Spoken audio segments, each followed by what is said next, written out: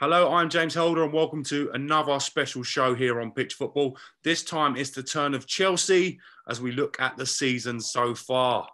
It's good to be on the King's Road. I'm feeling all right. Lads, you're all good. Great to have you with us. Firstly, Elliot, welcome to the show. First time appearing on Pitch Football. Great to have you with us, Geezer. Cheers, thank you. Good to be here. Love that. Don't worry, mate. It's no too many old questions coming. You can relax and get amongst it a bit. Do you mean? Yep. Also joined by our regular Chelsea panellists from the shed end, man like T Dot. How are you, mate? You okay? Yeah, I'm good. All good. Usual stuff. Thanks for having me back on. I appreciate you making time for the show. We've also got friend of the show, none other than Ben. Great to have you back on, giving your Chelsea opinions. How are you, mate? Yeah, good. Yeah, good. Good to be back on. Love that. And our footballing expert this week, giving his expert analysis on all things Chelsea, is none other than Simon Walton. I think it's Simon Walton. It looks like a silhouette. We're going to say that it is Simon. Great to have you with us. It was like Guess Who, wasn't it? I ain't got the lighting set up that you've got. Let me go this way. There we go. There you go. Love that. Gentlemen, the reason we've assembled such an assortment of Chelsea fans is this week we want to look at the season so far. It's been quite interesting watching from outside in what's going on at Chelsea and at King's Road. Firstly, I'm going to go to T Dot. Give me your instant reaction to what's happened so far with Chelsea in the Premier League. Well, it's been a whirlwind. I think it's been a testing time, obviously, for Thomas Tuchel before he got sacked. I think, he had 100 games as Chelsea manager. You think back to how many of those games which were difficult, he still got the best out of that team. But in like I said to you before, James, when we spoke a couple of days ago, I think it's been on the cards for Thomas Tuchel. I think he's like I said, won the Champions League, the Club World Cup, the Super Cup, got to 2 finals and lost on penalties. But I think as time went on, you think back to when he took the job on. I think it was Wolves, the first game after Frank Lampard was sacked. It was a 0-0, but the performance was much better. He went back to that sort of 3 centre backs and the 2 wing backs as well. The three at the back, and it was working. But as time went on, you got to see, it got to December, I think, and there was a massive congestion of fixtures, and it just, something just changed. Something just didn't work for Tuchel. There's injuries, obviously COVID, the sanctions then followed after that as well. That led on to pre-season, and it just hasn't, the season didn't kickstart as well as we thought it would do. So I think, something's obviously happened with the new owners. That's not gone well for Thomas Tuchel, but it's been a roller coaster for him. He's had some highs in terms of the trophies and the success, but then you look at some of the performances and they just were dire. And as a Chelsea fan, you painfully had to watch 90 minutes of football that just wasn't, worth watching. If we're being honest, it was hard to watch. So, you do feel unexpected. It was an unexpected sacking, but you could see the reasons and the rationale behind it as well. Ben, what do you think about what T Dot's saying? Were the board right to dismiss Thomas Tuchel on his 100th after its 100th match with the form that he's had and the trophies that he's won? I think it was a tough sacking, obviously, because given what he'd done in such a short space of time as a Chelsea manager. So, like, he came in within 6 months, he already won a Champions League. So he'd done a lot. He brought us to, a lot of Champions, a lot of finals. It was a difficult sacking, but as T Dot said, leading up to the sacking, the few games before the sacking were probably some of the worst games I've seen us play in a long time. It was unbearable to watch. It seemed like there was no kind of style of play that we were trying to play, to be honest. And we were pretty much being outclassed in every single sector you could think of on a football pitch.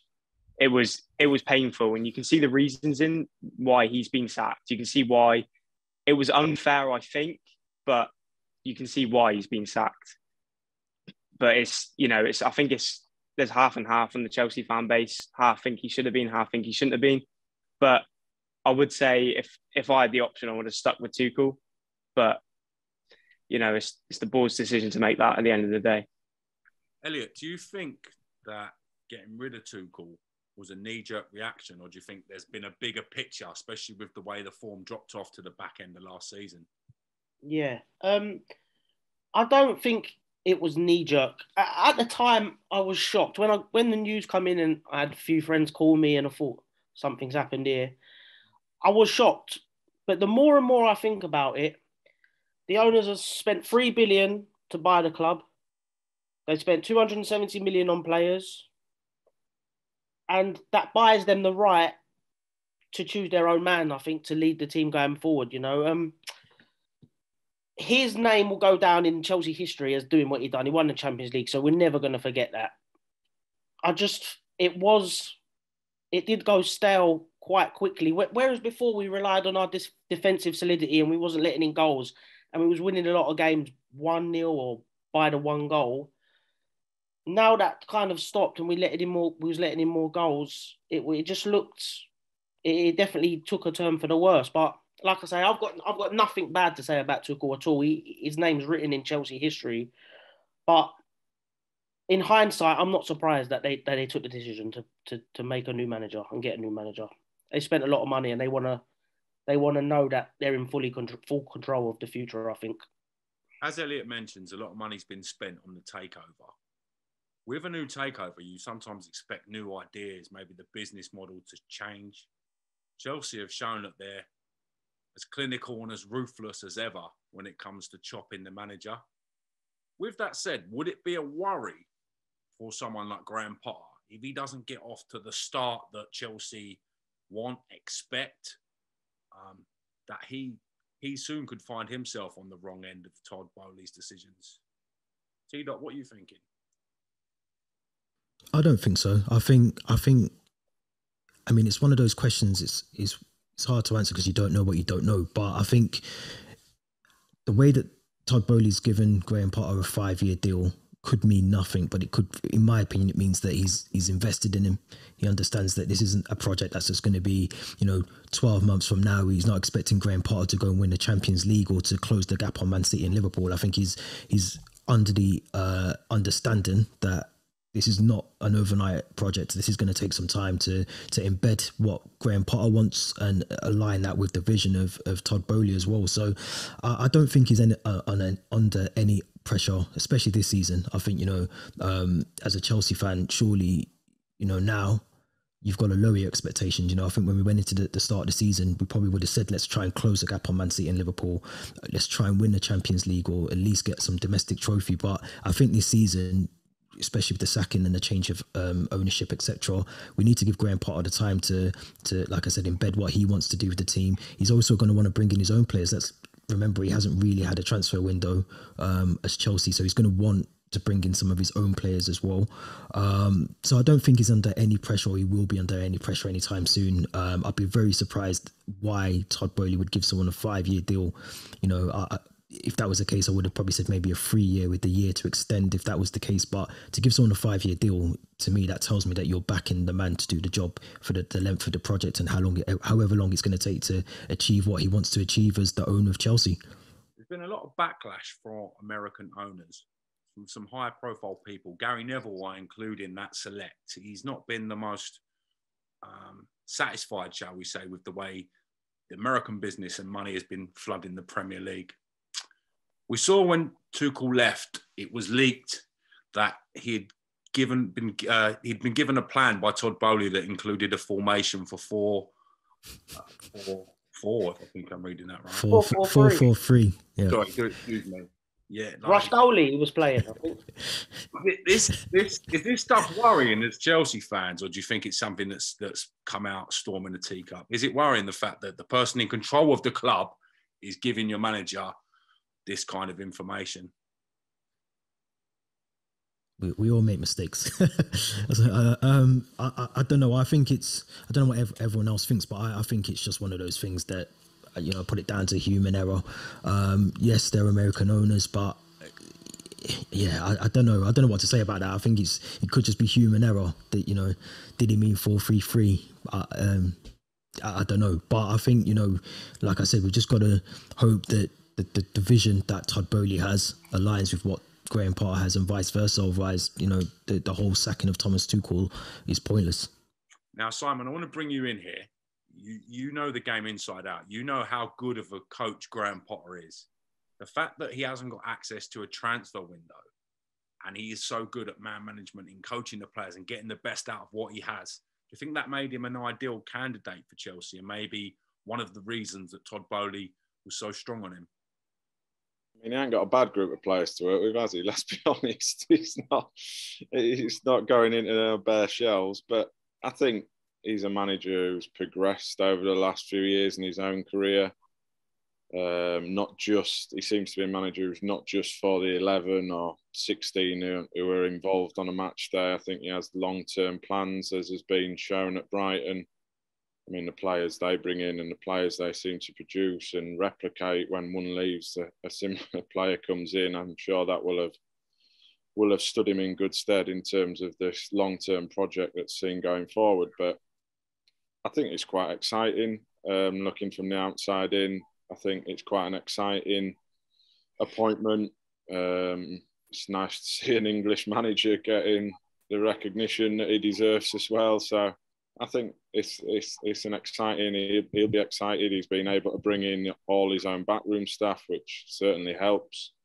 So yeah, I think as the lads have alluded to, it's not going to be an overnight success or an overnight fix. It's a long-term plan, and I do see it being a success. There'll be bumps along the road, I'm sure, as there already seems to have been. You've seen, I don't have Twitter, but you see it all over with the hashtag Potter out and all this rubbish that surrounds it. But no, I think it's an exciting appointment, and I get it. I get the appointment. I understand it, and no, I think that personally, I'm looking from the outside in. I think it can work, definitely.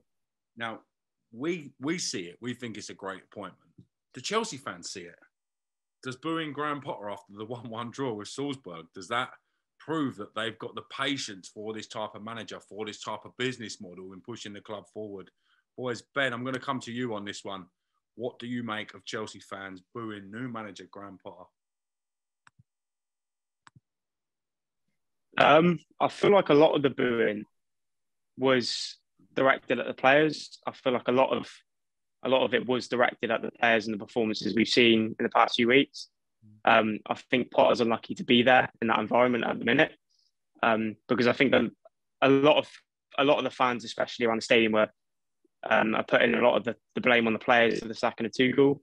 So I feel like Potter's just unlucky to be there at that moment. But yeah, as we said, I think Potter's a long-term project. Was it 5-year contract worth, I think, 60 million, which is a lot of money. We paid a lot of money to get him out of his contract at Brighton. So I think he's just unlucky to be in the current environment as it is right now that the Chelsea fan base is feeling. I feel like Chelsea fans will grow to him because he seems like quite a likeable character, but I feel like he's just very unlucky to be in an environment where the fans aren't really too close to their players at the time, because I think a lot of the fans are fed up with how the players are performing now. How much did the striker options, what we've happened with Lukaku and him leaving the club in the manner that he did, not getting in that big striker, how much do you think that played into the part of Thomas Tuchel's departure and his demise at Chelsea, Ben? I think Tuchel was Lukaku was a massive factor in the demise of Chelsea that season. I think if he just kind of kept his mouth shut and played his football, I think we would have been in a much better position than we were back then and we were now.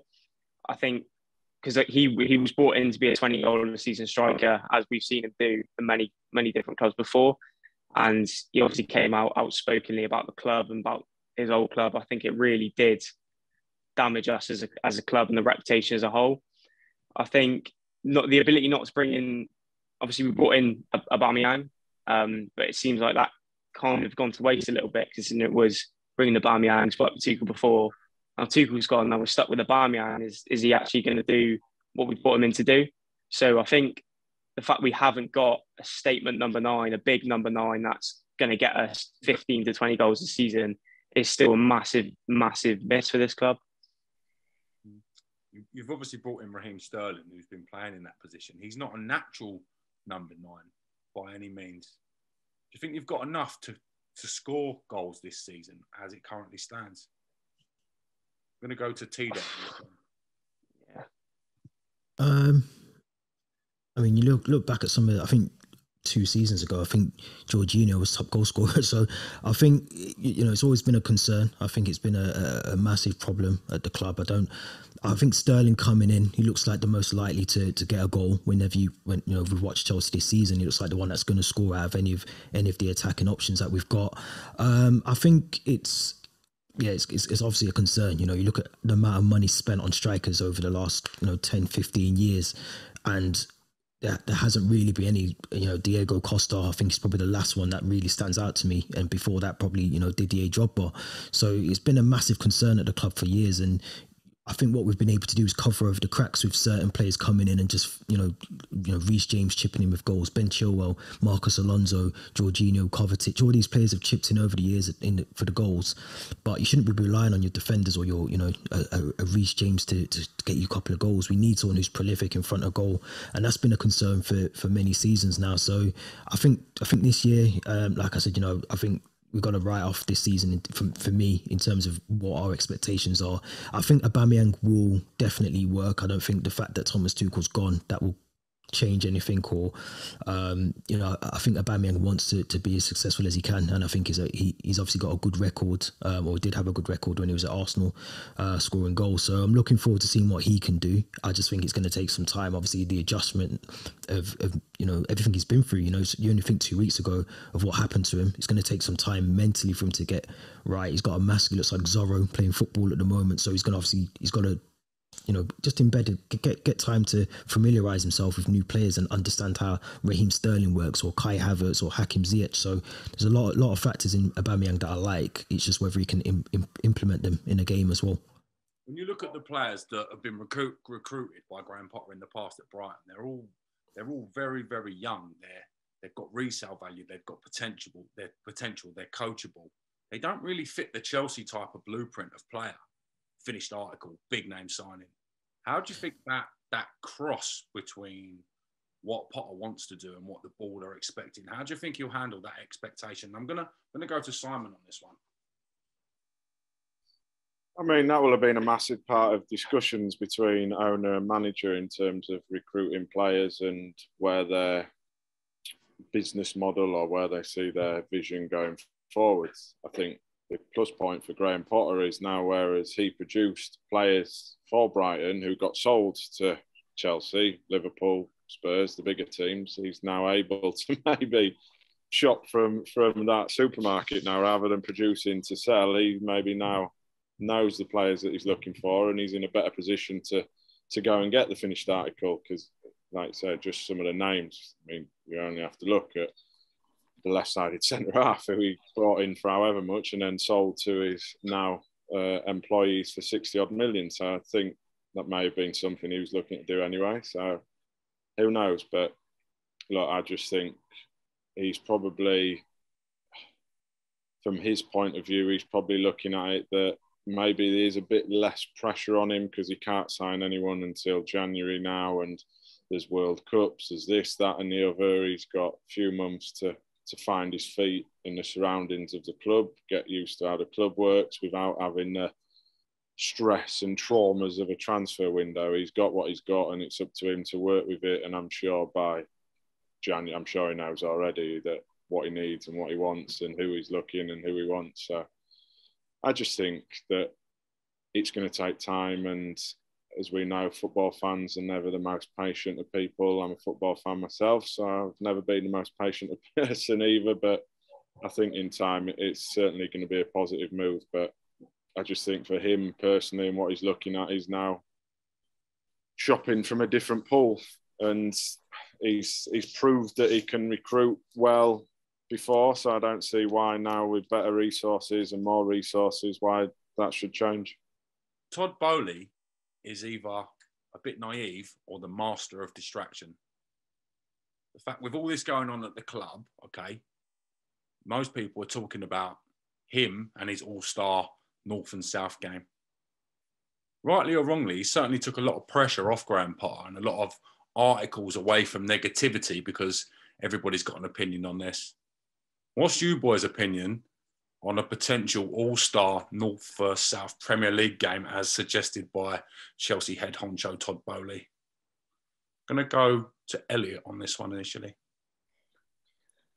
Usually, I would say I'm totally against it because the Americans, they do their own thing, that they like to put on a show, and sometimes they're in their own world. And football in England is more traditional, and we stick to our roots, and we don't really like to do things like that. However, in this case, if he's being honest and if he's being right in saying that the proceeds would go down to the football pyramid, if that was the case, especially with the pandemic has happened and the clubs in the lower league suffering in the last few years, I would support it, but it's not a goer. I don't think it's going to get going. There's going to be too many people doubting his nature, and really, if he's being honest about where the money's going. But if there was a way where the FA and the Premier League could guarantee that the money went to lower league clubs,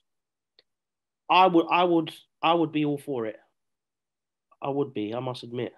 It's interesting, isn't it? Yeah. There's a spectacle, it'd be great. But what happens if I'm Arsenal, okay? You guys use Ben White for this Super Bowl hashtag game and he gets injured. How does that benefit? Southern team must be short. The Southern team must be short, Harry James, if you're calling it Arsenal.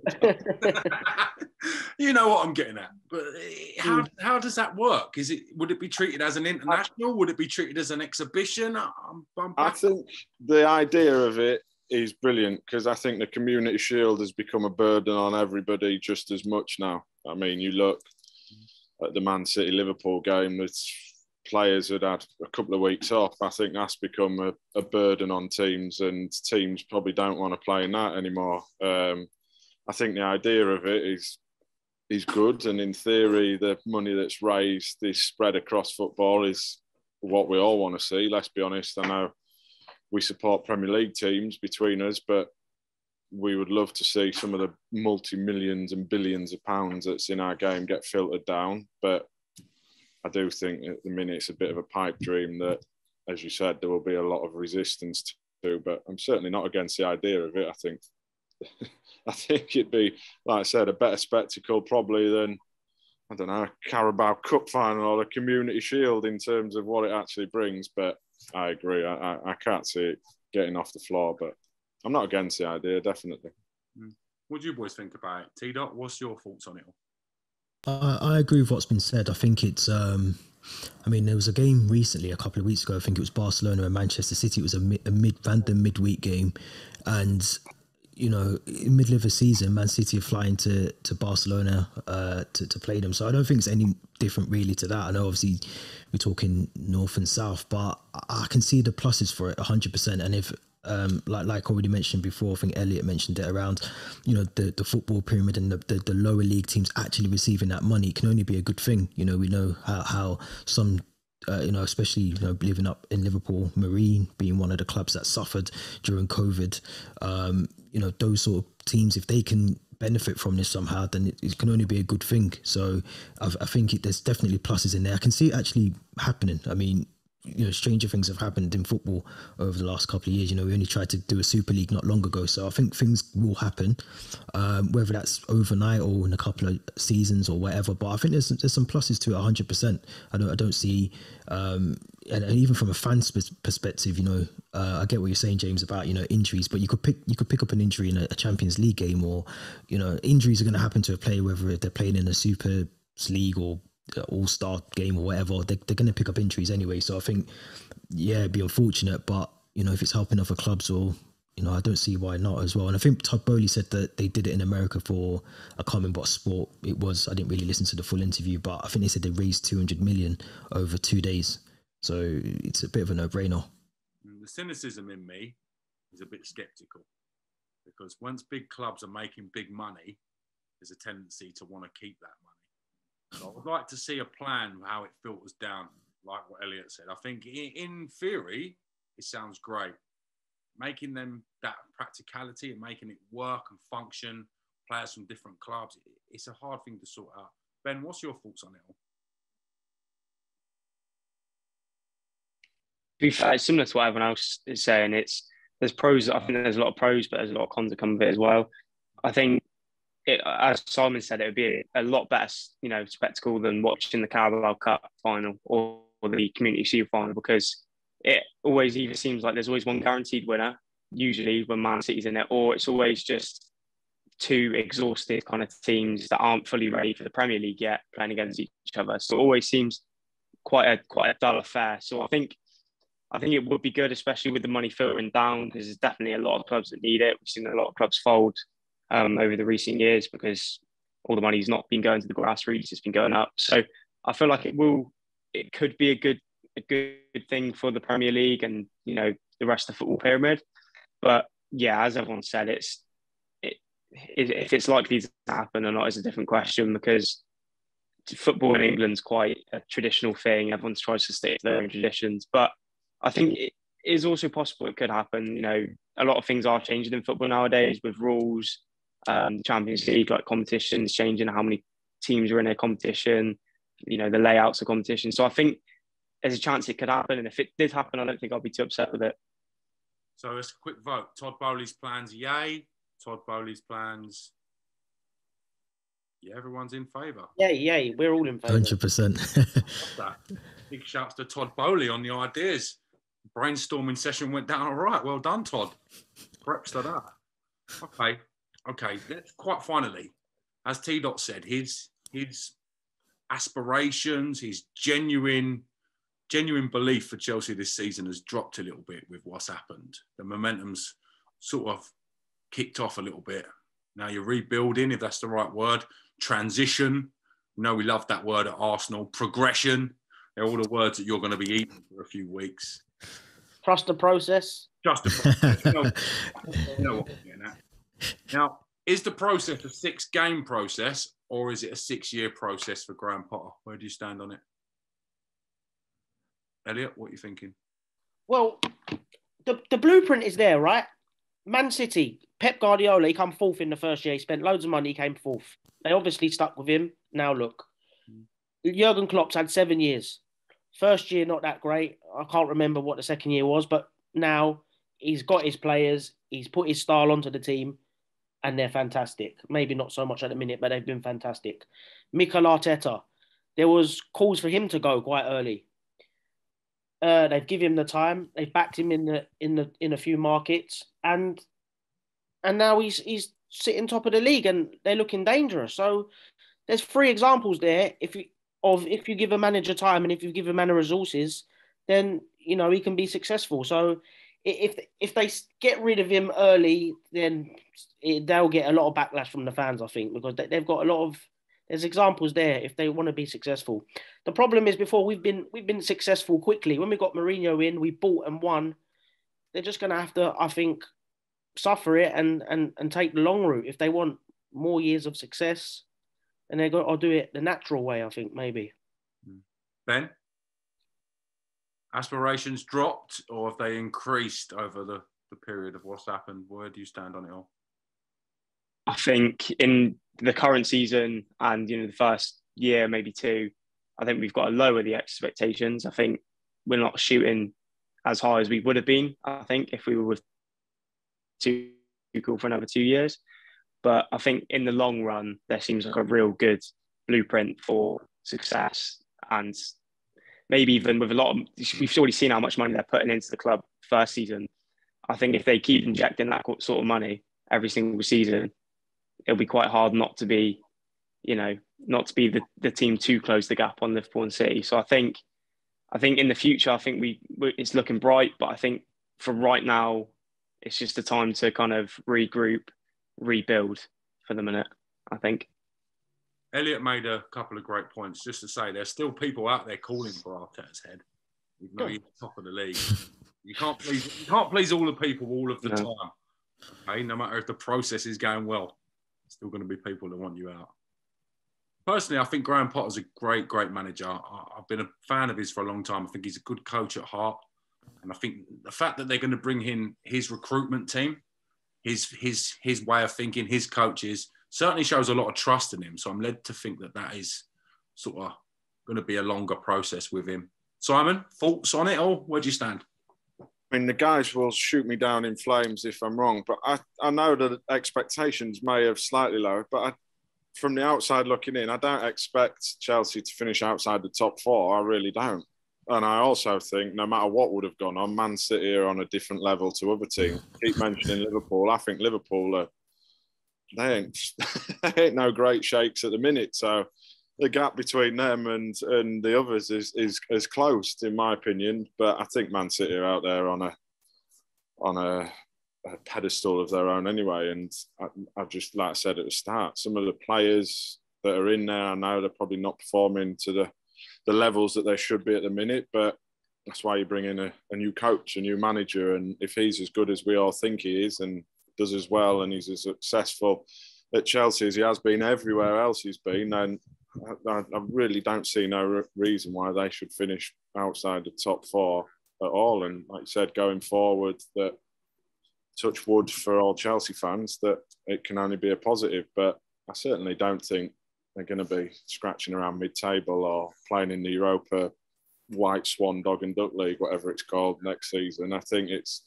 still going to be up there challenging for that fourth spot. But I think whoever this year, Man City would have been out on a pedestal, and I think that's not changed and probably won't change. But yeah, I think it's a positive move. It's never nice when anyone loses a job, but things change in football, and the good teams are ruthless on and off the pitch.